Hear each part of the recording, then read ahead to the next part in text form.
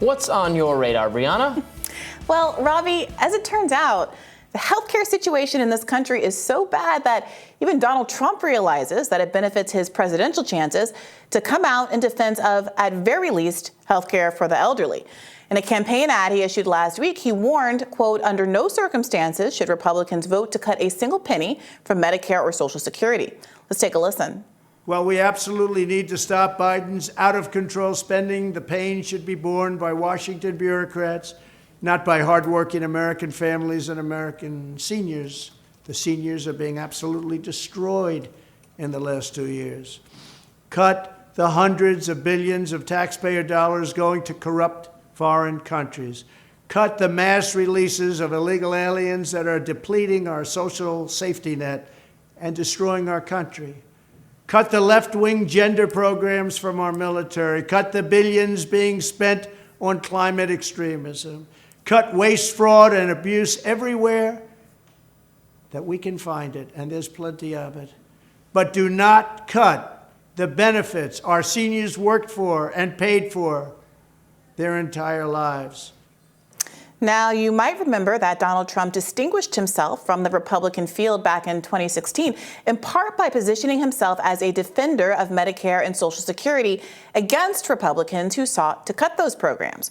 Remember when he used to say that he didn't want people dying in the streets from a lack of health care? Well, in fact, Trump's budgets repeatedly proposed huge cuts to Medicare and other life-sustaining social safety net programs, but I will give him credit for at least understanding what DeSantis apparently does not.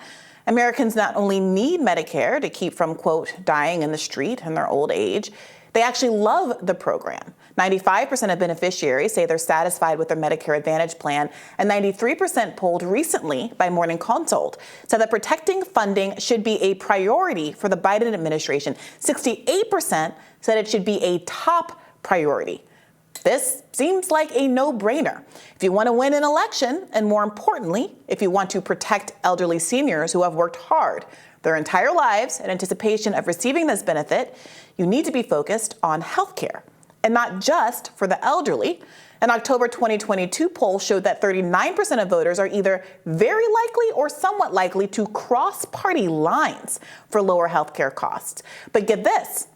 While Trump is wisely making a bid for health care concerned voters, Biden seems to be thumbing his nose at them, or at least hoping they don't notice that his new chief of staff is deeply implicated in exactly the type of health care fraud that has caused the cost of health care to balloon and millions of Americans to pay more for their care with worse outcomes than anyone else in the developed world. I'm talking about Jeffrey Zients. The previously tasked with overseeing Biden's COVID response plan, the COVID czar will now be taking over Ron Klain's duties as right-hand man to POTUS.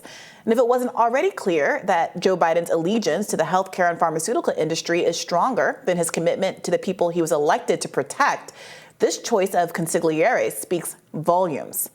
Zients has the largest net worth of any Biden administration official, personal wealth that grew between $10.4 and $28 million in 2020 alone. So how did he gain so much while the rest of the country was in the throes of an economic crisis?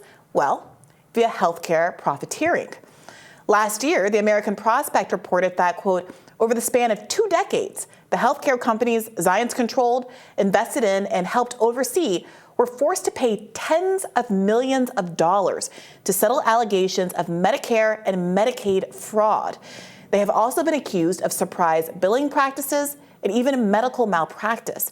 Taken together, an examination of the companies that made Zients rich paints a picture of a man who seized on medical providers as a way to capitalize on the suffering of sick Americans. His investment firm was fined $7 million over allegations of fraudulent Medicare and Medicaid billing in 2007. And one of his investment companies, Amedisys, the second largest hospice service provider in the country, settled a similar Medicare and Medicaid fraud suit for $150 million a year earlier. Now, I want to be really clear about what his investment companies were doing. According to the DOJ, Amedisys billed Medicare for nursing and therapy services that were medically unnecessary or provided to patients who were not homebound and otherwise misrepresented patients' conditions to increase its Medicare payments. And when a whistleblower in the $150 million case tried to report fraud to upper management, she was told to hold off to see whether the government caught the errors. In other words, let's see if we can get away with it. The whistleblower later had her pay cut and was demoted before they fired her. There's a special place in hell for people who would use the sick and elderly to extract money from the government. Apparently, they also have a special place in the Biden administration. Now, this will come as no surprise to anyone paying attention to, say, policy rather than fear-mongering articles about Bernie bros and snake emojis during the 2020 primary cycle. Joe Biden took more money from the health insurance and pharmaceutical industry than anyone else in the race. And we're all too savvy here on this show to think that they gave him that money for free. Biden immediately scrapped his weak commitments to build on Obamacare with a public option. Instead, he's pursued such progressive healthcare reforms as continuing Trump's Medicare privatization scheme. As Branko Marcetic reported last year, the Biden administration has continued to pursue the Direct Contracting Entity Program, also known as ACO REACH, which opens the door to complete privatization of Medicare. The Arizona AMA chapter, American Medical Association, warned that seniors could find themselves subject to an exploitative system that, quote, limits care to provide maximum profit. In other words, they could get caught up in one of the schemes that made Jeff Zients so rich and Americans so sick. Now, Bernie has been reluctant to challenge Biden on his corruption, including with respect to the healthcare and pharmaceutical industry. But he did write an op-ed in Fox News this week, making a more generalized case against corporate greed in the pharmaceutical industry, which has caused U.S. drug prices to be at times 10 times higher than in neighboring or peer countries. Over the past 25 years, Bernie writes, the pharmaceutical industry has spent $8.5 billion on lobbying and over $745 million on campaign contributions to buy politicians. There are now 3 drug company lobbyists for every member of Congress. Pfizer has donated $1 million to the Kentucky Republican Party to expand its headquarters there, which are, get this, named after Mitch McConnell. This after Pfizer increased its profits by 140% in 2021 to $22 billion. Let me ask you, did your healthcare costs go up or down during that same period of excessive profit? Now, Bernie pointed out that the very companies that profited from COVID while enjoying liability shields for harms caused are now looking to hike prices on the COVID vaccine by 400%. This is after Moderna received $1.7 billion from U.S. taxpayers to research and develop the vaccine in the first place, and after it made $19 billion in profits over the last 2 years. And it's not just COVID drugs. Bernie points out that Japanese drug manufacturer Astellas raised the price of a prostate cancer drug by more than 75% to nearly $190,000 for the drug. This is a drug that federally funded scientists at UCLA invented in the first place, and which sells for 1/6 of the price in Canada. Over 1 million Americans rationed insulin last year because they couldn't afford their prescriptions. Meanwhile, drug manufacturer Eli Lilly increased the price by 1,200% since 1996. It costs $8 to produce insulin, but it sells for $275. In Canada, it costs 1/10 of what it costs here. Meanwhile, Eli Lilly made $5.6 billion in profits in 2021, and its CEO made $50 million in 1 year alone. Now, Bernie ends his op-ed by calling on Congress to have the courage to take on the pharmaceutical industry, but he knows they don't, because it's not about courage. It's about corruption. And Joe Biden, whom Bernie describes as his good friend, is hardly immune from that corruption. He just appointed a pharmaceutical fraudster to be his right-hand man. And one of the most flagrant shows of fidelity to Big Pharma you can imagine. And one of the worst parts, the mainstream media will treat this betrayal as less important than some classified documents in Mike Pence's office.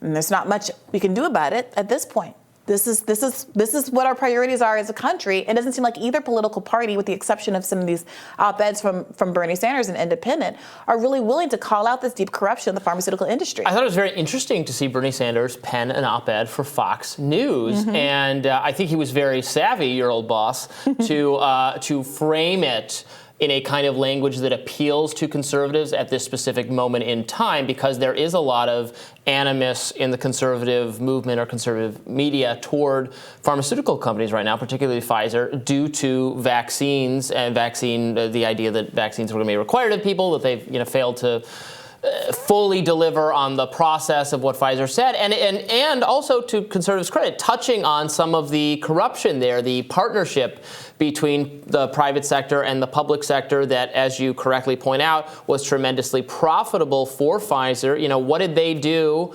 Who have they bought off to ensure they don't have any real competition for these kinds of things, including for those products? You listed off a bunch of really expensive products that I have to guess, I know it's true for insulin, I bet it's true for a lot of the others that don't have, so ideally, in a properly functioning market, you couldn't just raise the price of your drug 200% because you have some competitor, right, or a number of competitors who just keep it at the original price, and so you can't sell it for that. But because of the rigorous intellectual patent enforcement that is part of the American legal system and somewhat unique to the American legal system, they can get away with that. That is the case for insulin. I bet it is for a lot of those others. 100%. And to be clear, so many of these drugs were developed in state institutions, publicly funded institutions. Right. And then they turn around, get exclusive rights to them, and jack up profits. At the same time that there are people involved in these institutions, people like Zients, who are extracting money from the government for services that aren't actually being provided or aren't medically indicated. I mean, the grift is all around, and the idea that you would choose somebody with this checkered a political history to be your senior advisor, your chief of staff, is outrageous. And I gotta say, I happened to be listening to Pod Save America as I was coming into work today, and they were talking about the appointments of Zients, and they were like, "Oh, well, there's some pushback from the left about his record, but I think that people should be judged on what they do when they're in public office and not about what their careers were before they entered public office. They didn't have the same obligation to the people." That's malarkey. That's absolutely ridiculous. The idea that one's entire life experiences of working for, being a profit generator for the very industries you're now supposed to regulate, that you can just siphon off those parts or cordon off those parts of your life like that, is so naive that I don't believe that these people can actually believe it. They're just doing anything to run cover for the corruption of the Biden administration, and it's disgusting. Not at all surprised to hear that Pod Save America landed on the Trust the Zients version of this thing. Thank you so much for that, Briahna. We'll have more Rising right after this.